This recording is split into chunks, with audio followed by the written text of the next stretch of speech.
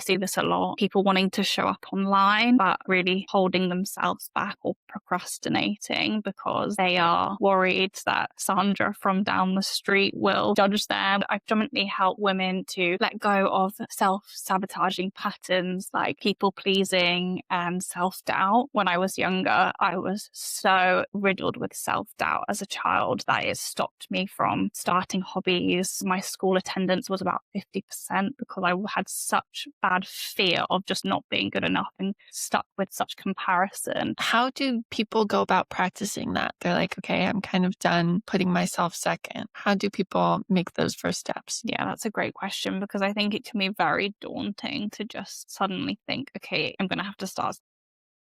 As a woman, we are often conditioned by society to stay small and stay quiet. That really stops us in so many ways from kind of being bold and showing up, and actually then reinforces these beliefs by keeping us small because we get scared of what the reaction might be if we do something different.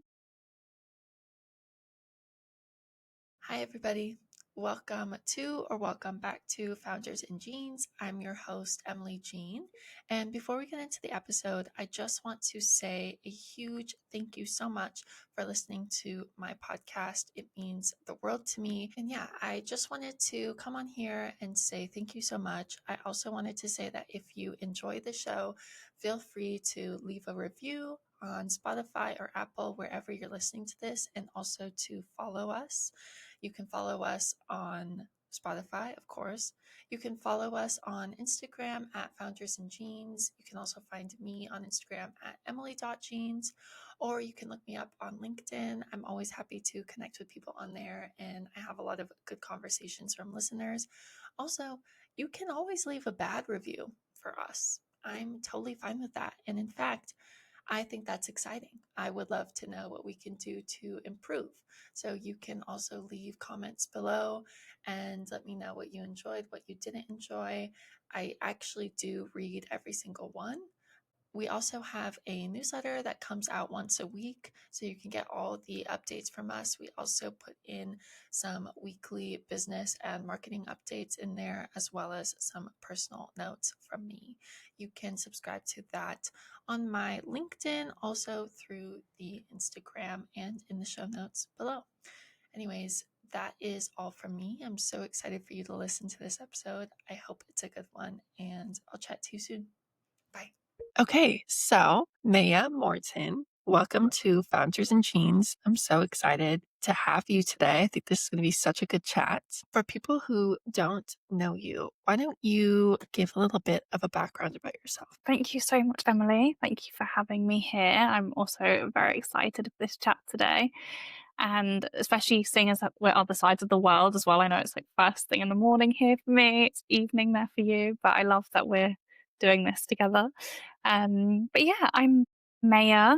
I'm a mindset coach for women, and I predominantly help women to let go of self-sabotaging patterns like people pleasing and self-doubt, and to really just build a life that feels aligned, feels good for them. And I've been in coaching for around a year and a half now, but my background is in psychology. So I had worked in psychology for a little while before accidentally falling into the coaching realm, actually quite physically accidentally. I was in Australia and I ruptured my ACL and my meniscus in my knee. Oh my gosh. So yeah, I was in Byron Bay and a wave knocked me out. And then it quite literally made me rethink my career and go down into the coaching path. So very grateful for that. But yeah, I predominantly work one-to-one with women over a long period of time to really help them rewire their mindset, going back into childhood and figuring out where these beliefs like I'm not good enough that we all often experience at some stages in our life, where they come from, and then create kind of new mindset shifts, bits, tools that help them to feel more empowered, take action, and actually create a life that feels truly on their terms. So I love my work that I do one-to-one with women. And as well as that, I also have an online community called Confidence Collective.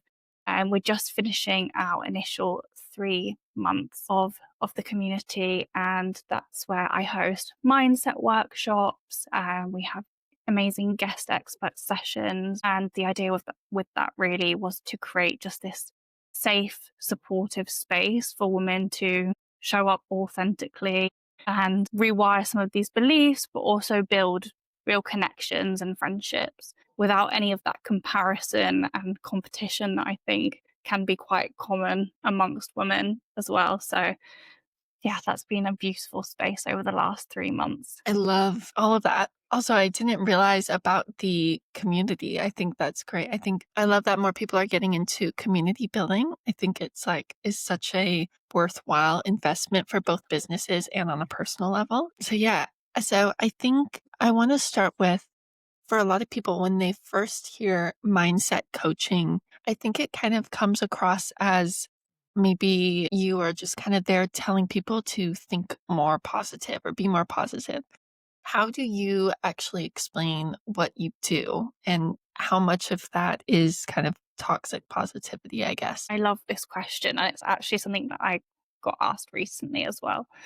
I think the key difference really is, like you said, mentioned about toxic positivity there. Actually, when you're telling people to just be more positive, which is something I actually experienced a lot of my life from a family member which actually led to me invalidating my own feelings and not feeling like I could express them properly. I think with so many women, especially, you are told to just be more positive. It reinforces that self doubt, those feelings like you have to stay small, you can't express yourself properly, it's not safe to express your emotions, or maybe that you're too much if you are overly emotional. So actually by telling someone to be more positive, it really reinforces all these kind of self-sabotaging thoughts and patterns, which actually then hold you back. So the difference with mindset coaching is that we actually really lean into those feelings and try to understand where they're coming from, and actually know that it is okay to feel any kind of emotion, but you need to be able to understand it and release it and let it go. Otherwise, actually, the more we bottle those up and try and push them down with positivity, the more those feelings actually get stored in our body. And that's when they come out as like chronic illness or pain or fatigue or physical health problems. So coaching is about not just noticing those positive feelings, but also having the tools and habits to then release them, let them go, feel your emotions in a positive way, and help you navigate future instances when those feelings do come up again. I guess I want to ask you, is there been a moment of your life where you had to do kind of the work that you're now teaching your clients? Yeah, it's interesting because I wouldn't say I could pinpoint one particular moment. Mhm. My whole life has been a journey of this work, because when I was younger, I was so riddled with self doubt as a child that it stopped me from starting hobbies, playing sports. It held me, my school attendance was about 50% because I had such bad fear of just not being good enough and stuck with such comparison. So it started really early on, and I think I gradually over time have worked through these things. But more interestingly, actually, which I think a lot of people will relate to, a big pinpoint for me overcoming a lot of the issues that I help women with was actually very early on starting my business. Because I mean, you'll know, starting a business is a whole personal growth lesson in itself. Yeah. And I think that's when I started to have all these kind of new beliefs around my worth and how much I could charge clients. And actually, there's so much attached to like finances and how we view ourselves, and also productivity, how much pressure I was putting on myself to be Mm. productive, and actually then kind of reinforcing that unhealthy cycle of burnout, as well as managing your business and having to be good with managing time. I think knowing actually you really need to set boundaries and say no to the people or things that don't serve you. So although I was working on a lot of this before I started my business, I think actually when that first kind of 6 months, all these things started coming to the surface. Mm. And that's why I predominantly like to help female entrepreneurs now to work with people who are quite early on in their business, because I really think that overcoming these challenges is what helps you to then actually grow your business in a way that is sustainable, whilst also looking after your health and still finding time for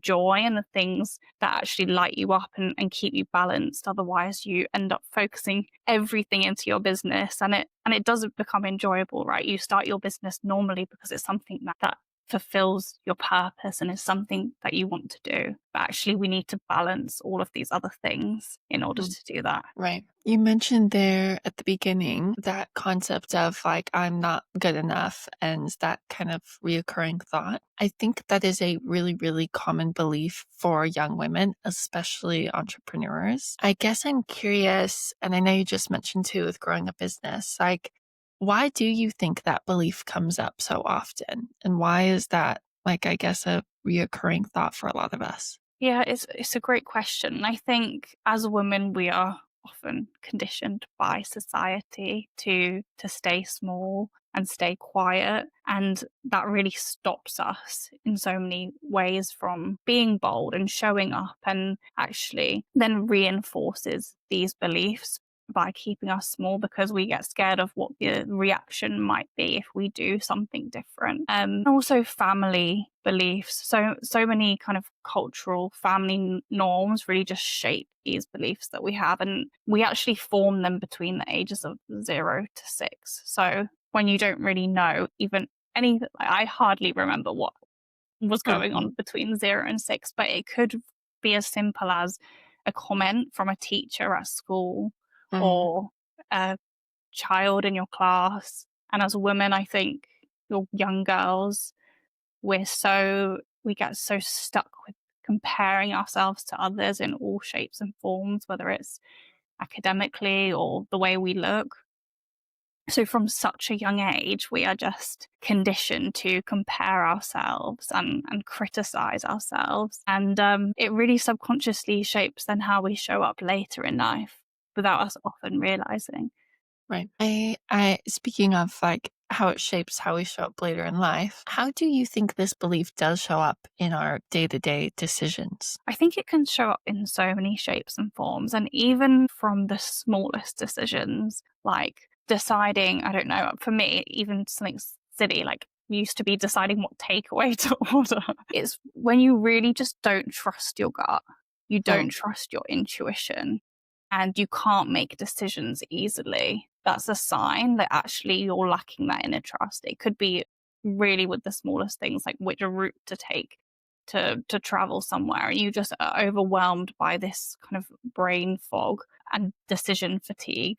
But it also might be in, I see this a lot, people wanting to show up online but really holding themselves back or Mm. procrastinating because they are worried that Sandra from down the street will judge them, Right. or like have something to say about what they post, or they're worried that if they're vulnerable, then they won't be accepted or they'll be criticized. So Mhm. I think showing up online is definitely a big one. But even just small decisions with business or with in your career, with maybe asking for a pay rise or a promotion if you work in a corporate setting, actually just the more you kind of hold yourself back, it's a sign that you're just being stuck with this belief, like I'm not good enough, or I'm not deserving, or I'm not capable. For people that do have those, I guess it's, a people pleasing tendencies in a way. Can you speak a little bit on what you think the difference is between being kind and being a people pleaser? Yeah, this is a great question. And I'm coming from someone who has been, well, is now, I'd say, a recovering people pleaser. But I'm also a very kind and compassionate person. And I would always be there to support my friends, my family throughout my whole life. But actually, the difference between people pleasing and being kind is when people pleasing is actually at the sacrifice of your own needs. And you're doing it because you need that external validation from others to make you feel worthy. But actually, the more you do it and then face rejection or, yeah, circumstances that you don't actually intend on getting from why you're doing that kind gesture, more it only reinforces the belief that you actually need others' approval to feel worthy. Whereas I think being kind is actually being kind to yourself first and making decisions or actions towards other people from a place of genuine compassion and love, both for yourself and for others. And I think that's where it's more of an energetic exchange versus when you are a people pleaser. You feel like you have to do something towards other people, and you're not always necessarily getting that reciprocated as well. I think for a lot of people pleasers, it can be difficult for people to say no without feeling like a bad person, like you just touched on. How do people go about practicing that for it's like their first time out in the wild? They're like, okay, I'm kind of done putting myself second. How do people make those first steps? Yeah, that's a great question because I think it can be very daunting to just suddenly think, okay, I'm going to have to start saying no to everything that doesn't serve me when you're actually so conditioned to just say yes and put other people's needs above your own. But where I'd always start is just really getting in tune with your own needs. And I think journaling is always such a good way to just get all of your thoughts and feelings out, but asking yourself actually, what are my needs and how does maybe saying yes to this situation actually sacrifice my own needs versus how, if I say no, how does that make me feel? What does it fulfill? How is it in line with my future goals? So, really just getting in touch with that first. I think the more that you understand actually that you are making a choice or communicating a boundary based on your needs, it does make it easier. But secondly, I would say as well, just starting with something small. Like you don't have to say no to some big event or thing that you're really scared of. Just practice saying small to the little things first. It could be, I don't know, a request from a friend or a family member that you Hmm. don't feel it still feels a little bit uncomfortable, but it's not overwhelming. And just the more you practice these little things, the more it will feel easier to say no to the bigger things as well. Yeah. I want to kind of redirect a little bit. I want to talk a little bit more about your journey in building your own business. And I'm kind of curious. I mean, I assume you work completely remotely right now, running your own business, right? So, how long has it taken for you to get there? And what would you say was kind of the biggest step getting from before to where you are now? The biggest leap you had to make? So I've been running my own business for about a year and a half now. And I would not say to anyone that has been easy. And I'm sure no one believes that it is for the first year. I actually think the biggest step has really been working on my own mindset. Hmm. And I would have liked to think that beforehand, actually, I was already someone who was quite self aware. But every new level I reach with my business, I have all these new limiting beliefs that I need to confront. So I think working with my own coach has just been so essential in this journey. So I've been working with my own mindset coach to really get deep on my limiting beliefs. Even though sometimes I can identify them myself, it's hard to kind of rewire them on your own sometimes. But the biggest obstacle for me actually was around money. And I really didn't realize until probably 8 months into my business how much I was tying my money to my self worth. And I had so Oof. many deep rooted childhood beliefs around money, which were affecting how I charged, how I interacted with potential clients, all kinds of things that actually I've really just had to work consciously every day through. I do EFT tapping and like journaling, affirmations. And that's really, I've noticed such a huge shift since Hmm. doing that and genuinely just like so much freer and able to actually communicate how much I want to charge and things like this, which it seems like such a basic thing. But if you Mhm. really don't believe that you're worthy. Even though I saw the results I was getting with my clients, I Right. still had this like deep rooted feeling that I wasn't worthy of charging that Mm, much. So that was a huge obstacle I had to overcome. And I know from speaking to quite a lot of friends and other young women who are in a similar space that so many people also struggle with these same right. beliefs around money. Before you started your own business, how long did it get you to get to a place where I guess you at least had the mindset to jump in kind of head first? I hear from a lot of entrepreneurs how they're waiting,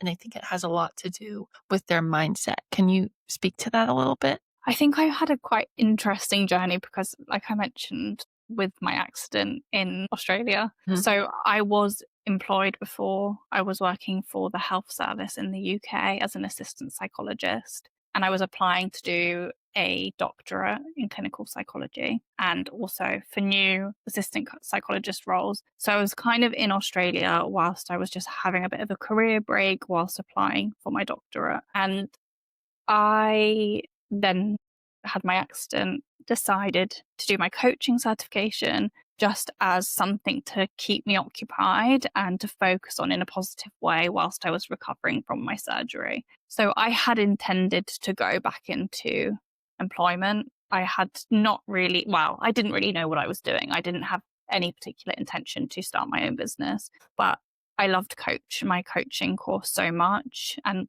saw already the transformations people were getting just so early on in my coaching Mhm. that I just thought, I want to do this full time. So I kind of fell into it in a very unexpected way and just went straight in.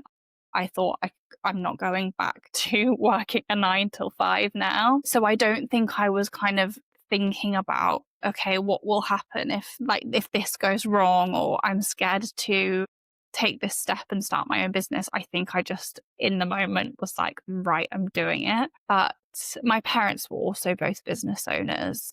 And I think I'd always wanted to have my own business when I was growing up anyway. So I think it just came at the right opportunity where I felt like this feels super aligned now, and I'm Mhm. just gonna try as hard as I can and see how far I can get with it.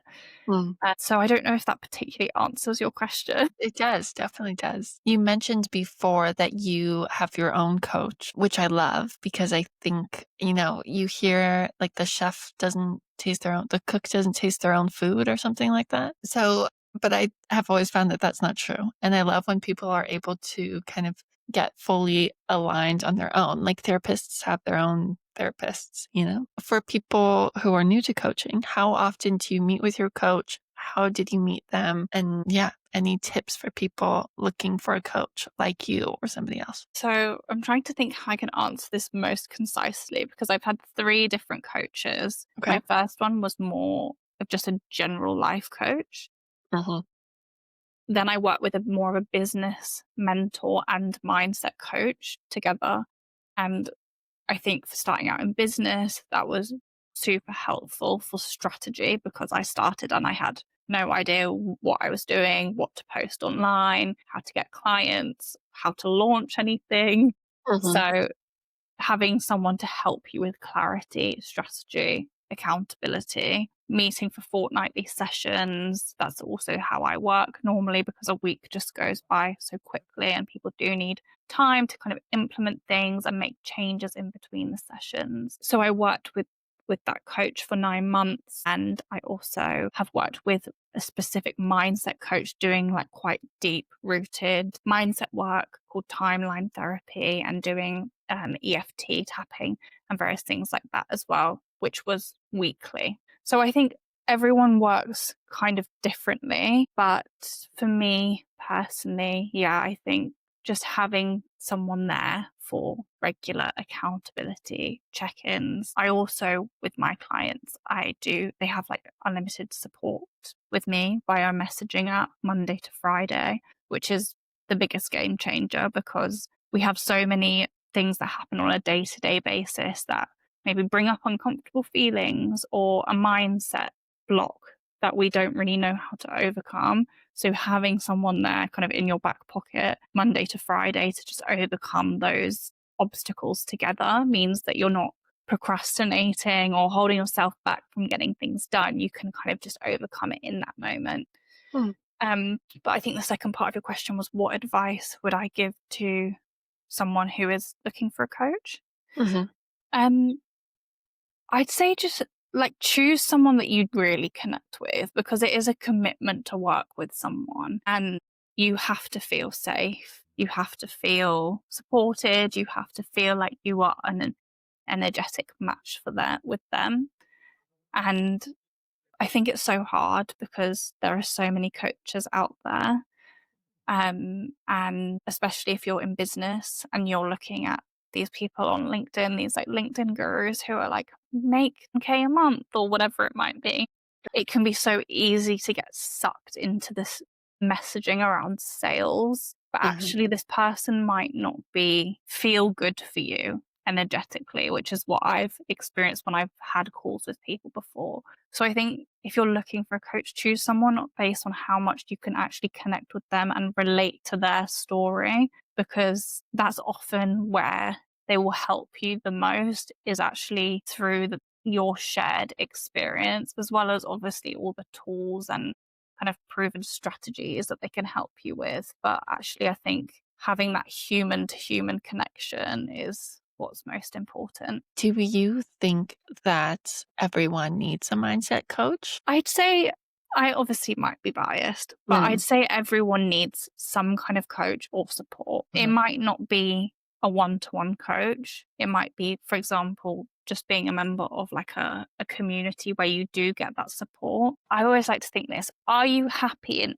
every single aspect of your life? And if the answer is no, there's always things. It doesn't mean that you need to change as a person. I never think coaching is about that, especially not with me. It's not about changing who you are. It's about coming home to yourself and actually trusting yourself more deeply to make aligned decisions for your health, for your career, for your relationships. And I think you can always have that extra support and guidance with that, because even I don't see, as a mindset coach, I don't see all my blind spots. I need someone often to actually mirror things back to me and help me see things. So I'd say everyone can really benefit from working with a coach, but you also have to be ready to face actually feeling a little bit uncomfortable, because you will have these difficult things come up that might not feel nice and you actually have to confront and work through. You have to be committed to implement new habits and change your old ways that are maybe holding you back. And yeah, I I'd say everyone can benefit from a coach, but it's not for everyone. I see a Mm. lot of people that are maybe too stuck in the past, which is where maybe I would say actually therapy is more suitable, because sometimes you need to heal past trauma and understand it more deeply before you can think about moving forward. Mhm. But the reason why I choose coaching over my psychology career is because it is a lot more forward focused. And for those who are ready for change and want to grow in their career or find more fulfilling relationships or improve their health, we can still spend time understanding why you're not satisfied right now, and what has gone on in the past that's shaped who you are. But we then spend more time thinking about, okay, now how do we move past this? For budding entrepreneurs listening to this, is there like a timeline that you're like, okay, once you're 3 months in, 6 months in, this is when you need a mindset coach? Also, follow up on that. I think some people might be listening to this thinking, okay, well, I know I really need a business coach and I know I really need a mindset coach. Can I have one in the same, or do I need them to be separate? Or in which one should I have, basically? Hmm. Yeah, that's a great question. And in answer to your first question, timelines are always a tricky one, because everyone's timeline is so different. Everyone's capacity of time that they can invest in something is so different as well. Like if you are starting up your business alongside working a job, you might have less time to invest in it. And we all take different amounts of time to overcome our limiting beliefs and work through them. And who knows, life circumstances come up and might make you take a few steps back. But in general, the work I do, so over 3 months, I focus more on nervous system regulation. And that's for the women who are just really stuck with the habits, the patterns of people pleasing to the point where they're starting to get burnt out or they are burnt out. So we focus on actually working on those mindset shifts, but also building tools and habits that help you regulate your nervous system, manage your stress responses, help you feel more calm and grounded so that you can kind of manage your day to day of business with more ease and flow. And it feels more safe and natural. And you're not constantly on this like fight or flight, go, go, go response where you're rushing through the day with coffee and adrenaline. But then over 6 months is where we focus on implementing that as well as, okay, now what does it look like to be this next level version of you? What are the habits, mindset shifts that you need to have in place that this, I always like to think like the CEO of your life, like this CEO woman, who is she? And it's about really kind of tapping into this next level and continuously like building on these habits that help you to just keep leveling up whilst also doing so from a place of a regulated nervous system, because we can't grow and build sustainably or be open to receiving if our body is in fight or flight. So I think that answers your first question. Your second question was, remind me of your second question. Yeah, for budding entrepreneurs. So are they, for people who are trying to figure out, should I have a business coach or a mindset coach? Can they be the same thing? Does it have to be one or the other? Yeah, thoughts on that? So I think there are quite a few, pardon me. Sorry. Yeah, I think there are business and mindset coaches out there. I mean, I worked with a business and mindset coach combined myself. Mhm. And there obviously are specific mindset coaches. There's so many different types of coaches. You could probably find a niche for anything now. Right, right. But it just depends if you feel like you really need that strategy, that business strategy, I'd say, or whether you have already built that or feel confident with that and you just need help moving the needle forward because you feel like you are the one holding yourself back. And we often are. We are always exactly what's standing in our own way, really, unfortunately. But it's just whether you feel like you already have the tools and clarity or you still need that support and guidance early on in your business to actually know like what your services are, your offers, your positioning, etc. Then I would say maybe work with more of a business mentor and mindset coach.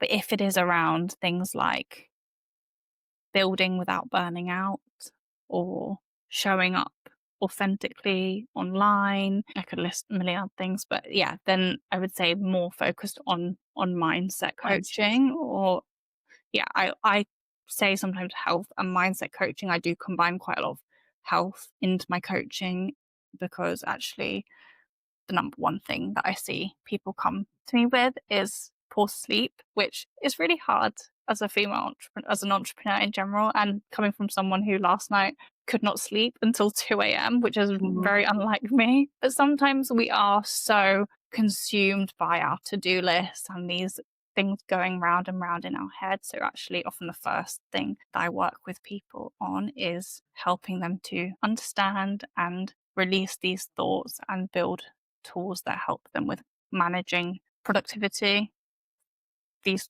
like the thoughts that are keeping them awake at night, but Mhm. also building healthy habits and rituals to improve your sleep. Because when you then have more energy to invest in your business, but also to invest in yourself, it's so much easier to let go of all these niggling thoughts as well that are standing in the way. Yeah. I'm curious with your kind of background in psychology, and I know you mentioned before that idea of like the ideal woman, like the ideal CEO woman, like what's that kind of girl boss look like, basically? Is there one thing that women tend to misunderstand about how confidence is built? I think such a common misconception is that we're born with or without confidence, which is just really, really inaccurate and Mm. something that I'm living proof of, my clients are living proof of. I genuinely had no confidence growing up. I was the shy one, the quiet one.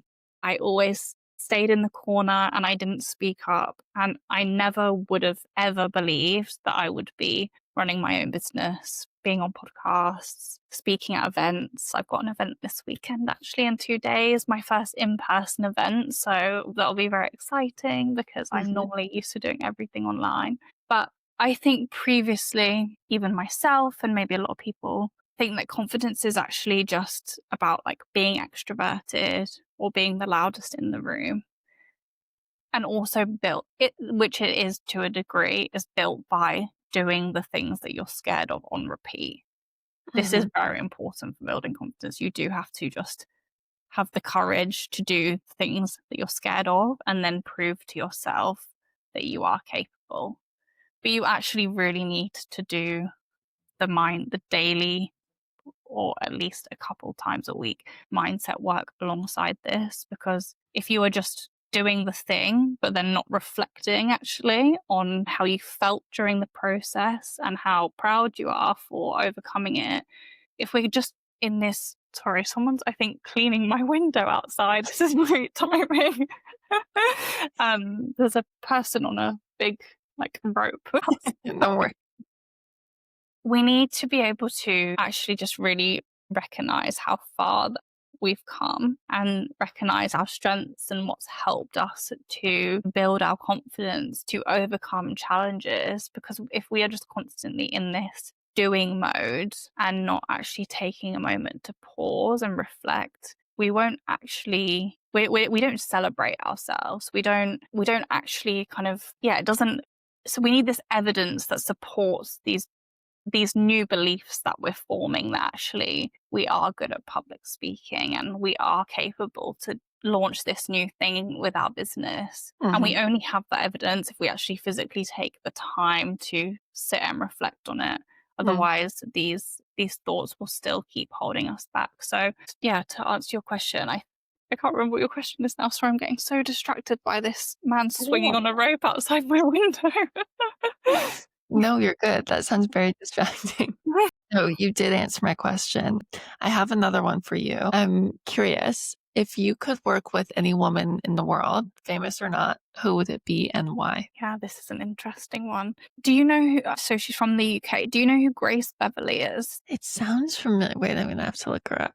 Let me see. Oh, yes. Yeah, I do actually. Yes. Yes. Yeah. Yeah. So I think I would say Grace Beverly because she is a definition of girl boss. If Mhm. you see her, she's also very much in the health and wellness space. So she's launched an activewear brand while she was studying at Oxford University, which is, I think, Oxford or Cambridge or one of the really like elite UK universities. And she's now built multiple brands on top of that. So she's got one around productivity planners, she's got like supplements, everything. But I listened to some of her podcasts. I've been following her journey pretty much the whole time. And I think she's dealt with so many also physical health problems like acne, breakouts, etc., through all this constant hustling and pressure that she's put on herself. And I think I'm wondering if like recently she's worked with a coach, she's starting to release more about like the importance of balance, etc. But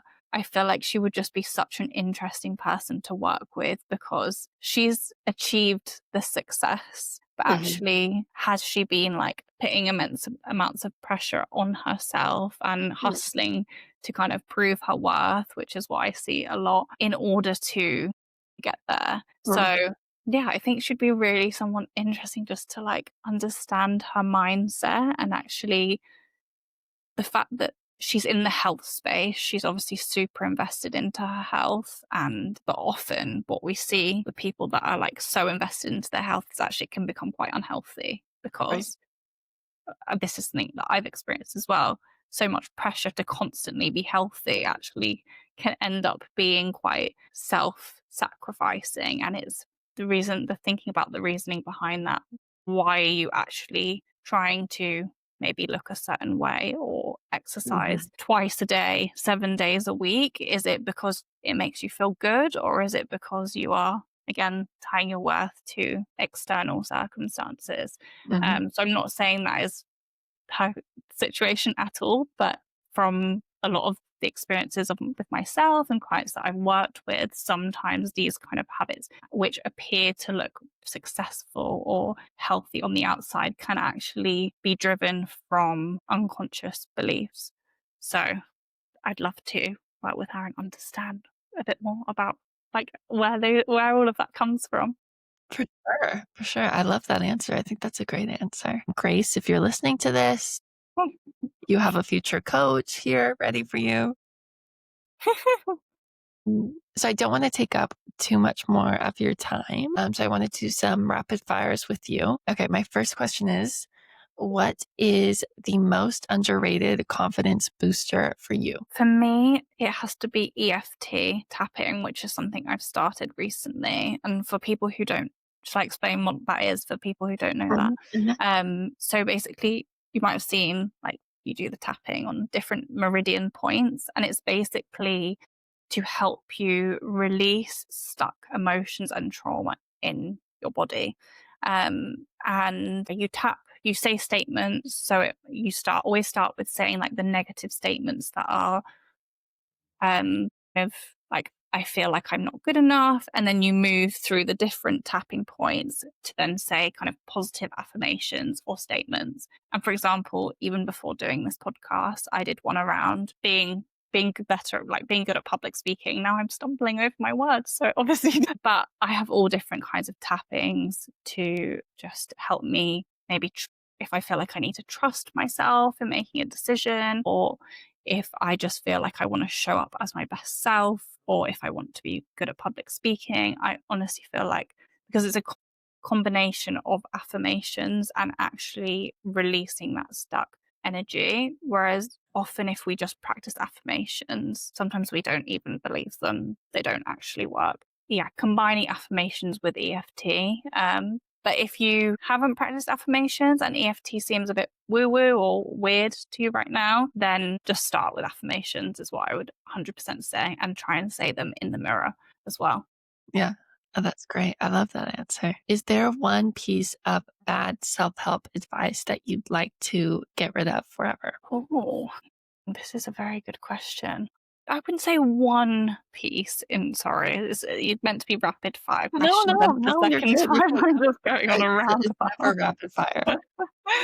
I think in general, the idea of this Instagram wellness girly Mm, is what I would not like to get rid of, but like to challenge people to think about, because I'd like to say I'm a bit of a wellness girly. I love drinking my matcha and going to Pilates, but mhm. actually, I think we can get so wrapped up into this image that it can become almost quite unhealthy.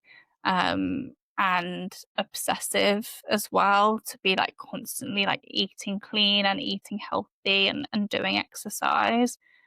And this is when you can see people starting to actually maybe develop not necessarily eating disorders, but I have before, from constantly having this high pressure on myself to like fit into this healthy stereotype, Mhm. that you end up neglecting your mind in the process and ignoring actually how you really feel. So I just would always say to people, make decisions based on a place of joy and self love versus lack and what you don't have. So, Mm, making nutritional choices or choices around exercise or healthy habits from a place of actually what makes you feel good and lights you up versus they have that and I don't. They look a certain way and I don't. So, I have to do this habit in order to be like her.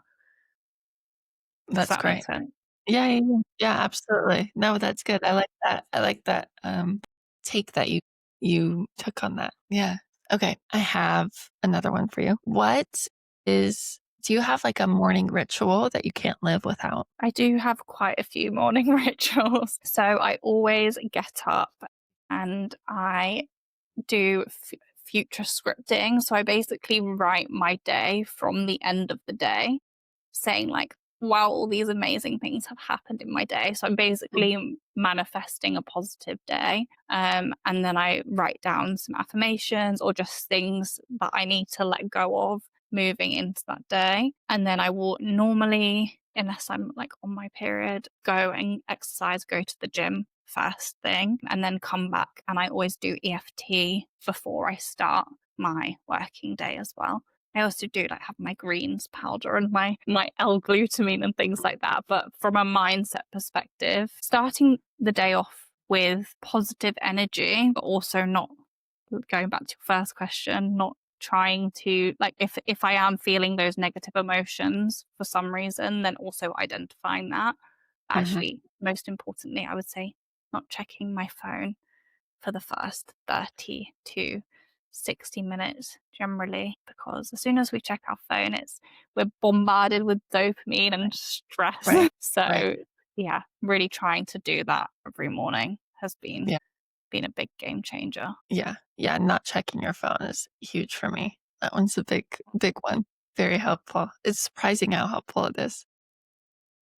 Yeah. My last question for you. Do you have a book or a resource or a course or anything like that for young entrepreneurs listening to this that you could recommend to them? Anything as in something personally that I've created. Yeah, or either that you've created or that you have read in the past that you love. Like you're like, oh, I love this business book or I love this self help book, anything like that. Mm. So I'd say I'm just trying to think what I've read most recently actually is Hmm. a good place to start. Okay, so I love, she's Australian actually. Now her name has gone, Rochelle Fox. Do you know Oh, okay. Rochelle Never Fox? heard. No, I don't. Okay. So Rochelle Fox has a book called Magnetic, which is really great and is about manifestation, but she also incorporates that is has a scientific basis. But she also has an app and a podcast called Mindspo, and it's so great for, like, her podcasts are just so helpful. But also her app I use for like daily meditation exercises. There's affirmation that you can set affirmations reminders on your phone. There's things to help you sleep. It's super helpful. So yeah, just check out Rochelle Fox and all of her wealth of knowledge and tools is one thing that I would say. She's really great. And then personally, so I'm kind of going through a whole bit of a shake up with my offers and things at the moment. But I have recently made, which a few people have found really helpful, just a super short free guide for setting boundaries. If anyone wants that, then yeah, please do let me know and I will send that over. But yeah, that's a great place to start if you just, like, we spoke about earlier, if you struggle with saying no, and it just gives you 5 simple steps to help you set boundaries more effectively, and also some kind of points for you to reflect on so you can really get clear on why maybe you're finding it difficult to set those boundaries and why it's important for you to set them as well, and just to make the whole process a lot more easier and driven from a place of self-trust and self-love versus feeling like you are going to be rejected, or worry about what people say if you say no to them. So it can be helpful for some mindset shifts as well as like practical tools and tips for setting boundaries. Perfect. Well, thank you so much. I think those can be very helpful. Where can people find you and where can they find all your things? Um, Yeah, thank you so much. So you can find me on LinkedIn, Maija Morton. You can also find me on Instagram, Balanced by Maija. And yeah, my DMs are always open. So please drop me a DM and I always love to have a chat. So yeah, look forward to connecting with you. and obviously, all of that will be linked in the show notes. But Maya, thank you so much for joining me. I think this has been a really good episode. Thank you. I've really loved this conversation and I feel like your questions have really got me to think as well. And it's always nice to actually just really reflect back on my own experiences, but also just in general for women, I think how so many of us have these struggles, but also can overcome them. And yeah, it's been so great talking with you today. Perfect. Well, thank you. I think that's the perfect note to wrap up on.